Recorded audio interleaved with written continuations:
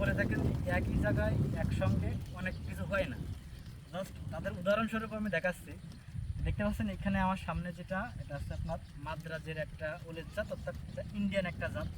সাইজে বিশাল আকৃতির হয়, 3 থেকে 4 কেজি 5 কেজি পর্যন্ত ইজিলি হয়।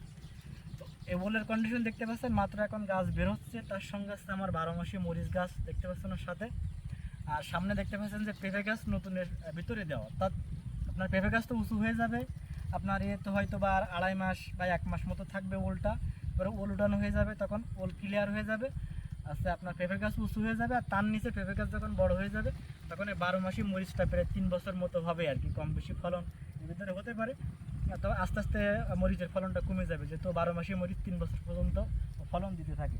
তো আপনাদের দেখে আমার পিছনে চারি সাইডে মানে পিছনের সাইডটা কিন্তু পুরো আপনার ওল গাছের কন্ডিশনও ভালো, তারপরে আপনার মরিচের কন্ডিশনও ভালো, পেঁপের কন্ডিশনও ভালো। যদিও এখানে একটা গাছ মারা গেছে পেঁপে, বাট আপনার পিছনে যেখানে ক্যামেরা যাচ্ছে তার সামনেও কিন্তু পেঁপে গাছ এগুলো অনেক ভালো।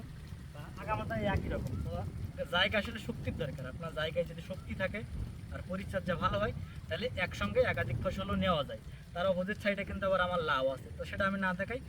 একই জায়গার ভিতরে কিন্তু আমার 3টা খুব ভালোভাবে হচ্ছে, অর্থাৎ ওগুলো হচ্ছে আপনার 12 মাসি মরিচ হচ্ছে এবং আপনার পেঁপে হচ্ছে, যেটা আরও আসলে আপনার পেঁপে গাছটা বড় হলে আরও সুন্দর দেখাবে, তখন আরও সুন্দর দেখাইতে পারবো। আরও পরে ইনশাল্লাহ ভিডিও দেখাবো।